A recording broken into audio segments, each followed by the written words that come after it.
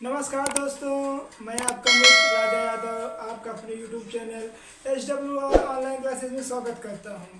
दोस्तों, जैसा कि आप जान रहे हैं, हमारे चैनल HWR ऑनलाइन क्लासेस पर सभी विषयों की क्लास चलाई जाती है। जैसे कि आप कह सकते हैं, उसमें आप सब सब्जेक्ट पढ़ सकते हैं जो आप क्लास टेंथ में जानते हैं। जैसे कि physics chemistry biology, math, Hindi, English और कह सकते हैं social science, geography, politics, economics सब पढ़ सकते हैं आप हमारे चैनल पर। आज हम देखेंगे साइंस क्लास 10 चैप्टर 2 नियंत्रण एवं समन्वय का, जो कि वीडियो नंबर कैसा है, वीडियो नंबर 4 है, जिसमें आज हम देखेंगे पादप हार्मोन्स। और पादप हार्मोन्स क्या है, पादप हार्मोन्स की विशेषता देखेंगे, पादप हार्मोन्स का वर्गीकरण देखेंगे। उसके बाद एक एक करके इसके बाद टॉपिक पढ़ते चलेंगे। मित्रों, आपको आज हम पादप हार्मोन्स पढ़ाएंगे और पादप हार्मोन्स की मुख्य विशेषता, फिर उसके बाद पादप हार्मोन्स का वर्गीकरण देखेंगे। दोस्तों, आइए देखते हैं क्या पादप हार्मोन्स क्या है, पादप हार्मोन्स कैसे होते हैं, पादप हार्मोन्स की क्या विशेषता होती है, पादप हार्मोन्स के क्या गुण होते हैं, या क्या काम करती है, या कहाँ पाया जाता है, या कहाँ पैदा होता है, कहाँ बनता है और कहाँ ख़त्म होता है, और यह कहाँ ज़्यादा उपयोग में आता है और कहाँ कम उपयोग में आता है। आइए एक एक करके देखते हैं। पादप हार्मोन्स, हमारा पॉइंट क्या है, पादप हार्मोन्स। तो कह सकते हैं पादप हार्मोन्स कैसा होता है, जटिल व कार्बनिक पदार्थ है। पादप हार्मोन्स कैसा है, पादप हार्मोन्स जटिल व कार्बनिक पदार्थ होता है, जो कि पेड़ पौधों में एक निश्चित स्थान पर पाया जाता है। इसका स्थान सुनिश्चित होता है कि यह पेड़ में कहाँ पर पाया जाएगा।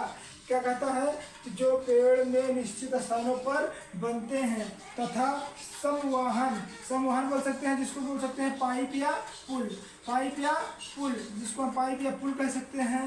ऊतकों द्वारा शरीर के विभिन्न भागों में, आप कह रहे होंगे सर शरीर, पादप में कहाँ शरीर होती है बेटा, पादप में भी सब जिस प्रकार हमारे शरीर को हमारा शरीर है, ठीक उसी प्रकार पादप को भी हम उसकी भाषा में उस शरीर ही कहेंगे और कुछ ना कहेंगे अपनी भाषा में समझने के लिए। तो संवहन ऊतकों द्वारा शरीर के विभिन्न भागों में संचरित होता है। संचरित मतलब कह सकते हैं कि विभिन्न भागों तक जाता है, संचरित होता है, होकर उनकी वृद्धि को क्या करता है, नियंत्रित करता है। क्या करता है, नियंत्रित मतलब देखभाल करता है, मतलब वृद्धि को नियंत्रित करता है कि उनकी वृद्धि कितनी जानी चाहिए, कितनी नहीं। ठीक है, तो कौन करता है, तो पादप हार्मोन्स क्या करते हैं, तो संवाहक पुल द्वारा जो शरीर में विभिन्न भागों द्वारा संचरित करते हैं, संचरित होकर उनकी वृद्धि को नियंत्रित करते हैं कि उनके हार्मोन्स में कितना वृद्धि होना चाहिए, कितना वृद्धि नहीं होना चाहिए। आइए देखते हैं पादप हार्मोन्स की मुख्य विशेषता। आइए पढ़ते हैं। तो इसकी जो है, इनकी विशेषता निम्नलिखित है। हम कह सकते हैं इनकी जो पादप हार्मोन्स की विशेषता होती है, पादप हार्मोन्स की विशेषता निम्नलिखित होती है। नंबर एक क्या कह रहा है, ये कहाँ पाए जाते हैं, तो ये जड़ में पाए जाते हैं, जड़, तना तथा कलिका के शीर्ष स्थान पर पाए जाते हैं। मान लीजिए ये कोई क्या है, ये कोई पत्ती है, तो पत्ती पर कहाँ पाए जाएंगे, पत्ती के शीर्ष स्थान पर। मान लीजिए ये क्या है, ये जड़ है दोस्तों, ये क्या है, जड़ है, तो जड़ के कहाँ पाए जाएंगे, जड़ के शीर्ष निचले स्थान पर। और कलिका बोले तो तना के, मान लीजिए कोई तना है, तो तना के कहाँ पाए जाएंगे, तना के एकदम शीर्ष स्थान पर पाए जाते हैं, जिसे हम क्या कहते हैं, जिसे हम हार्मोन्स कहते हैं। तो ये शीर्ष स्थान पर इसलिए पाए जाते हैं क्योंकि शीर्ष स्थान पर ही सबसे अधिक पेड़ों की वृद्धि होने की क्षमता होती है, तथा क्या कहते हैं, शीर्ष स्थान पर बनते हैं, तथा फ्लोएम से होकर अन्य अंगों में पहुंचता है। फ्लोएम एक प्रकार का फ्लोएम एक प्रकार का पादपों में पाइप का कार्य करता है, जिसकी सहायता से इसमें खनिज पदार्थ, हार्मोन्स, लवण आदि को ले जाने में तथा उसको ले आने में सहायता करता है। आपको हम फ्लोएम और जायाम, फ्लोएम और जायाम अंतर बताएंगे नेक्स्ट पॉइंट में। तो उसका क्या कह रहा है कि यह फ्लोएम से होकर अन्य भागों, अन्य अंगों में पहुंच जाता है। मतलब कह सकते हैं कि जैसे कि अगर तना में है, तना से होते हुए जड़ें पहुंच सकता है। अन्य भाग हो गए, अन्य जैसे तना है, तना से होते हुए पत्ती के शीर्ष भाग में पहुंच सकता है और सभी भागों में विस्तृत हो जाता है। नहीं कह सकते हैं कि सभी भागों में फैल जाता है। यही जड़ की सहायता से उसमें तना में जाएगा, तना की सहायता से होते हुए पत्तियों में होते हुए आप वृद्धि करने में सहायता करता रहता है। दूसरा पॉइंट क्या कह रहा है, इन्हें पौधों से निष्कासित किया जा सकता है। अर्थात हम कह सकते हैं कि जो हार्मोन्स होते हैं उन्हें हम पौधों से निकाल सकते हैं। जैसे जो पौधों में हार्मोन्स होते हैं उसको हम पौधों से निकाल सकते हैं। और फिर क्या तीसरा पॉइंट कह रहा है, ये पादप में वृद्धि तथा वृद्धि निरोधक, वृद्धि कर मतलब कह सकते हैं कि ये वृद्धि करने में भी सहायक होता है और वृद्धि को रोकने में भी सहायक होता है। तो उसी प्रकार लिखा है ना कि ये पादप में वृद्धि तथा वृद्धि निरोधक को रोकने या नियंत्रित करता है। मतलब रोकने में सहायता करता है या नियंत्रित करने में सहायता करता है। अगर इसका एक ऐसे हार्मोन्स होते हैं कि छिड़काव कर दिया जाता है, जैसे जिब्रेलिन हो गया, अगर उसका छिड़काव पादपों पर कर दिया गया तो पादप में जो फूल खिले हुए हैं फूल झड़ जाएंगे, पादप की वृद्धि होना बंद हो जाएगी।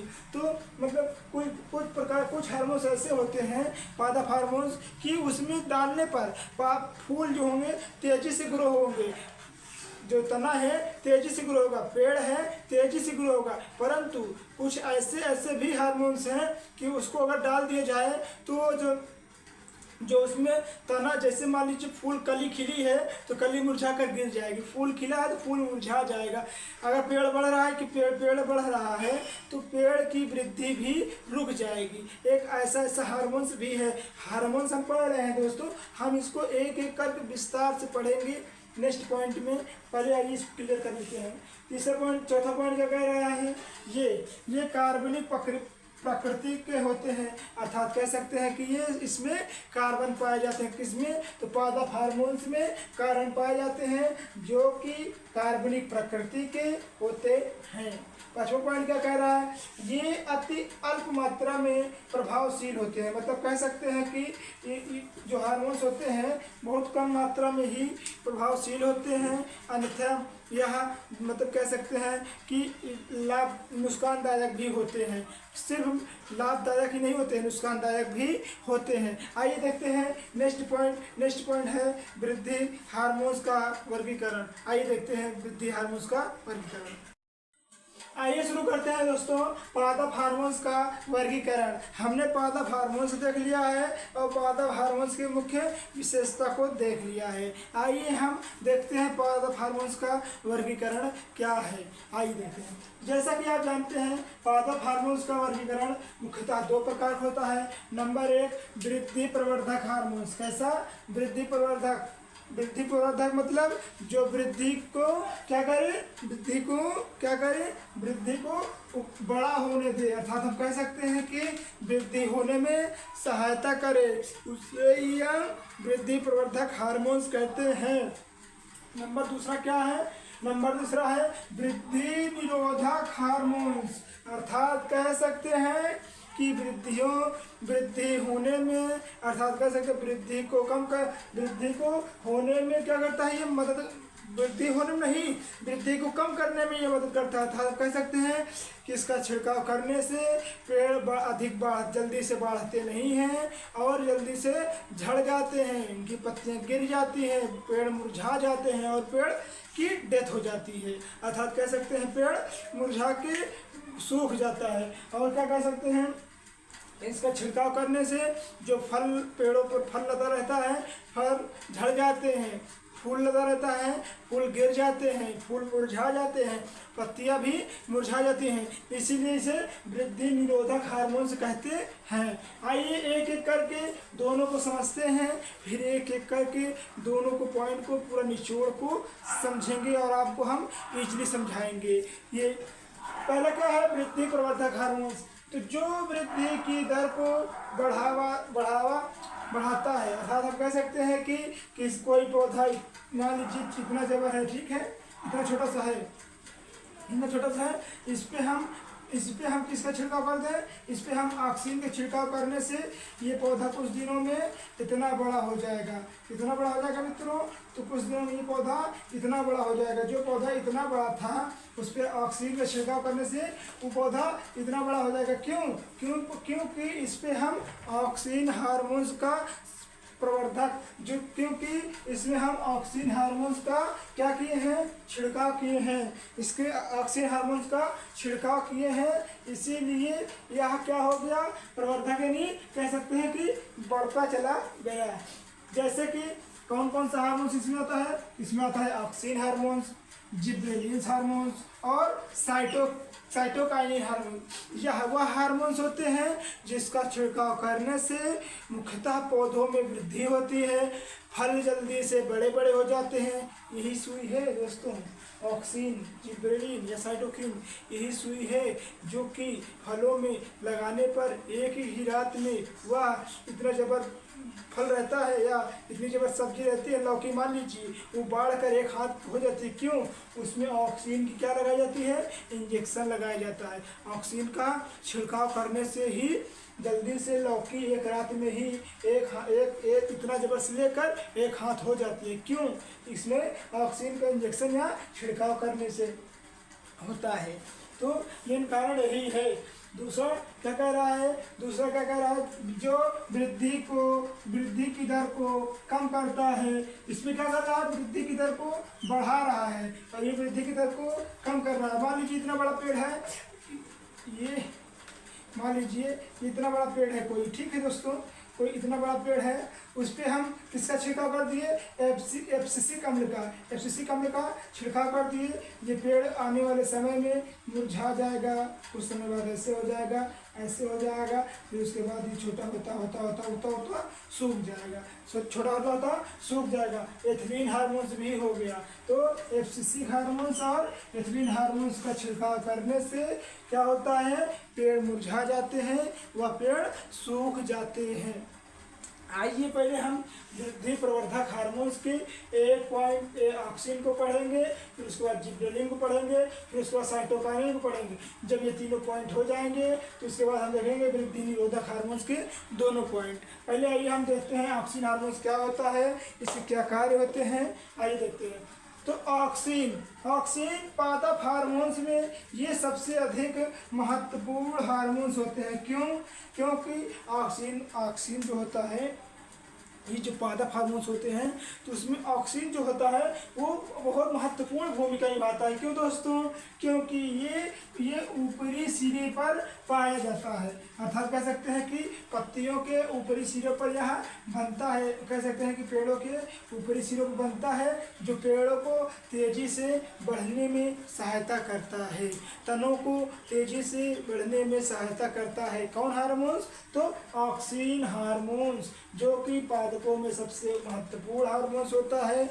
यह पादप के पौधों के सबसे ऊपरी हिस्से पाया जाता है, जो कि पौधों को तेजी से ग्रो होने में सहायता करता है। आइए ऑक्सीजन हार्मोन्स के उपयोग देख लेते हैं। ऑक्सीजन हार्मोन्स के उपयोग देख लेते हैं। पहला उपयोग क्या है, सीड्स प्रभावित, अर्थात आप कह सकते हैं कि यह पार्श्व कलिकाओं की वृद्धि को रोकते हैं। किसकी वृद्धि को रोकते हैं, मतलब जो फालतू जैसे कलिका, जैसे मान लीजिए ब्रांच निकल आती हैं, ऐसे ब्रांच निकल आती हैं, तो ये फालतू कलिकाओं को रोकने में, मतलब फालतू कलिकाओं को कह सकते हैं, पार्श्व कलिकाओं को वृद्धि को रोकने में रोकते हैं, अर्थात हम कह सकते हैं क्या करते हैं, रोकते हैं। अर्थात जो मतलब फालतू कलिका जैसे होती है, जो पेड़ को ज़्यादा बढ़ने नहीं देती हैं, तो उसकी वृद्धि को यह ऑक्सीजन हार्मोन्स रोकता है। और यह शीर्ष कलिका को हटाने पर क्या करता है, यह शीर्ष कलिका को हटाने पर पार्श्व कणिका में परिवर्तन शुरू हो जाता है। मतलब कह सकते हैं कि अगर हम जब इसको हम ऑक्सीन हार्मोन्स है इसका छिड़काव पेड़ पौधों पर कर देंगे तो उसमें जो अनवांटेड ब्रांचेस, अनवांटेड लीव्स ये सब हैं, ये सब इनकी डेथ हो जाएगी, हम तब हट जाएंगी, और जो वांटेड मतलब कह सकते हैं कि जो हमारे लाभदायक हैं उनकी वृद्धि हो जाएगी। नंबर दूसरा क्या कह रहा है, कायिक जनन। कायिक जनन क्या होता है, तो बहुत से पेड़ पौधे जैसे कि गुलाब हो गया, गुलाब की कलम होती है जिसको हम कहते हैं, मान लीजिए गुलाब है, ये गुलाब है कोई, ठीक है दोस्तों, ये गुलाब है, ठीक, इसको यहाँ से हम थोड़ा सा ये यहाँ से कट कर दिए, कट करने के बाद यहाँ पर लाए और इसके ऊपर इस सिरा को हम क्या कर दिए, कलम कर दिए। कलम करने के बाद इसको हम जमीन में गाड़ देते हैं। देखिए कलम जमीन में गाड़ देते हैं, गाड़ कर पुनः नया पौधा तैयार कर लिया जाता है, नया पौधा तैयार कर लिया जाता है। और क्या कह रहा है, निचला सिरा जब लगाने लगते हैं तो उस पर हम किसका ऑक्सीन डालते हैं, मतलब ऑक्सीन का छिड़काव। ये जो मान लीजिए कोई यहाँ लगाने लगे इसको हम क्या कर दिए, इस पर हम ऑक्सीन का छिड़काव कर दिए। जब ऑक्सीन हार्मोन्स का छिड़काव कर देते हैं तो जो पौधा मान लीजिए 2 दिन में उगना था वो पौधा 1 दिन में ही उग जाएगा। अर्थात कह सकते हैं कि पौधे में तेजी से जल्दी से पौधे में हरियाली आ जाएगी, अर्थात वह जल्दी से पौधा तेजी से उसमें जड़ें आ जाएंगी। आइए देखते हैं नेक्स्ट पॉइंट क्या है, आइए देखते हैं। अभी हमने देखा था ऑक्सीन के उपयोग पढ़ रहे थे, तो ऑक्सीन का उपयोग नंबर 3 है, जो कि क्या है, फलों के विलगन को रोकना। विलगन मतलब क्या होता है सर, तो विलगन का मतलब होता है बेटा, विलगन का मतलब होता है झड़ना या गिरना। क्या कह सकते हैं, विलगन का अर्थ होता है झड़ना या गिरना। फलों के झड़ने या गिरने को ही क्या कहते हैं, विलगन कहते हैं। तो कृत्रिम ऑक्सीजन के कृत्रिम मतलब जो हम मनुष्यों द्वारा लैब में बनाया गया हो हार्मोन्स है उसे ही हम कृत्रिम ऑक्सीन हार्मोन्स कहते हैं। मतलब ये मनुष्य द्वारा कृत्रिम विधि द्वारा कहाँ बनाया गया है, तो कृत्रिम विधि द्वारा लैबों में बनाया गया है, जिसको हम कृत्रिम ऑक्सीन के छिड़काव से, किसके छिड़काव से, तो कृत्रिम ऑक्सीन के छिड़काव से फल पेड़ों से जल्दी से नहीं गिरते हैं। यही कारण है कि पेड़ों पर फल नहीं रुकते, तो यही कारण है कि पेड़ों पर फल नहीं रुकते हैं तो किसका छिड़काव करते हैं, तो यही कारण है कि पेड़ों पर जब फल नहीं लगते हैं तो माली लोग हो गए या जिसको बोलते हैं गार्डनर लोग होते हैं, किसका छिड़काव करते हैं, तो ऑक्सीन हार्मोन्स का छिड़काव करने से, जिसके कारण फलों में जो गिरावट होती है, अर्थात कह सकते जो फल झड़ रहे होते हैं उनकी झड़न पर रुक जाती है और फल वैसे के वैसे बने रहते हैं जिस प्रकार वह छोटे थे।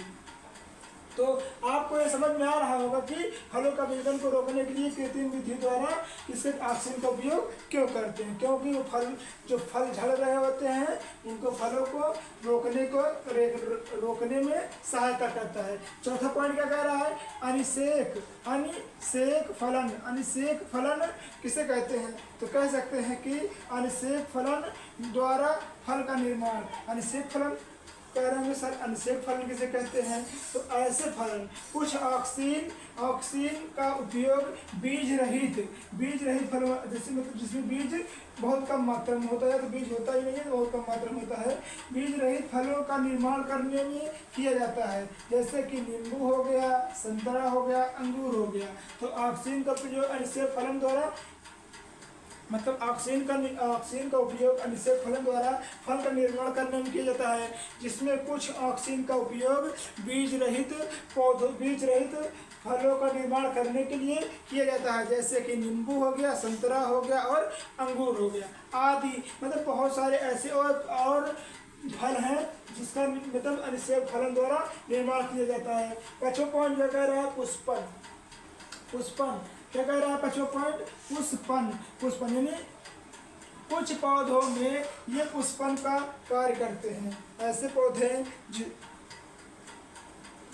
ऐसे पौधे जिनमें लंबे समय से ऐसे पौधे जिनमें लंबे समय से फूल फल नहीं आ रहे होते हैं, तो उसमें ऑक्सीजन का छिड़काव करने से उसमें पुनः फूल और फल आने लगते हैं। यही क्रिया को ही पुष्पन कहलाती है। ऐसे ऐसे पेड़ पौधे जिसमें लंबे समय से फल फूल नहीं आ रहे होते हैं, तो उसमें ऑक्सीजन का छिड़काव करने से उसमें पुनः उस पौधे में पुनः फूल फल आने लगते हैं। ऐसी क्रिया को ही हम पुष्पन कहते हैं। दोस्तों, जो ऑक्सीजन हार्मोन्स था उसके 5 पॉइंट ही थे। 5 पॉइंट हमने देख लिए हैं। आइए देखते हैं दूसरा पॉइंट क्या था। दूसरा पॉइंट हमारे पास था जिब्रेलिन्स हार्मोन्स। कौन सा पॉइंट था? Gibberellins hormones. आइए देखते हैं जिब्रेलिन्स हार्मोन्स क्या है, इसकी खोज किसने की थी, या कहाँ से खोजा गया था, या क्या इसका क्या कार्य होता है, वृद्धि निरोधक है या वृद्धि वर्धक है। आइए हम देखते हैं, फिर इसका हम उपयोग देखेंगे। तो कह रहा है यह पौधों के ऊपरी सिरों पर अर्थात कह सकते हैं भ्रूण में बनता है। कहाँ बनता है? पौधों के ऊपरी सिरे अर्थात कह सकते हैं भ्रूण में बनता है तथा सभी भागों में वृद्धि को रोकता है। अर्थात कह सकते हैं कि जब इसका सभी भाग में वृद्धि होने लगती है तो इसको रोकता है। इसकी खोज यही सबसे महत्वपूर्ण है मित्रों। क्यों? क्योंकि हम पूछा जाता है, कभी कभी पूछा जाता है एमसीक्यू क्वेश्चन में कि जिब्रेलिन्स हार्मोन्स की खोज किसने की थी। तो यह क्वेश्चन हमारे लिए क्या हो जाता है? यह क्वेश्चन हमारे लिए मोस्ट इम्पॉर्टेंट हो जाता है। क्या हो जाता है? यह क्वेश्चन हमारे लिए मोस्ट इम्पॉर्टेंट हो जाता है कि हम इसकी जिब्रेलिन हार्मोन्स की खोज किसने की थी। तो इसकी खोज फार्मोसा, समोसा नहीं दोस्तों, आप इसको समोसा मत समझ बैठना, नहीं तो गलती से आप समोसा पर टिक कराएंगे तो एग्जामिनर आपको समोसा खिला खिला के नंबर देगा, बहुत नंबर कम देगा, काट लेगा। तो क्या नाम है? फार्मोसा। हमार मौसा नहीं, फार्मोसा। आप हमार मौसा तुम्हार मौसा मत लिखाना कि हमारा मौसा तुम्हार मौसा लिखाएंगे तो इसके नंबर मिल जाएंगे, नहीं।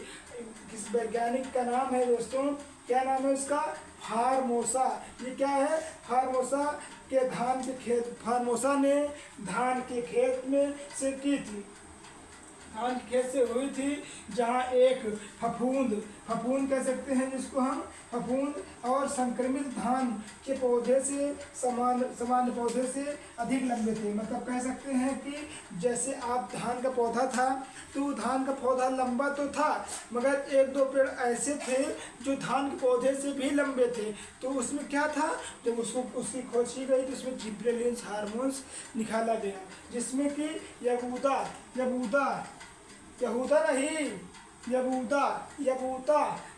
एवं हियासी, प्यासी नहीं हासी, हमको पता है आप प्यासी बोल रहे होंगे। हियासी ने फफूंद के इस पदार्थ को अलग किया। कहाँ से अलग किया? तो फार्मोसा के धान के खेत से। तो वैज्ञानिक का नाम क्या था? समोसा नहीं, फार्मोसा। क्या नाम था? फार्मोसा था, जो कि फफूंद और संक्रमित धान के पौधे थे जो सामान्य पेड़ों से अत्यधिक लंबे थे, जो कि यबूता एवं हियासी ने फफूंद से इस पदार्थ को अलग किए। आप स्क्रीनशॉट कर लीजिए, उसके बाद हम देखेंगे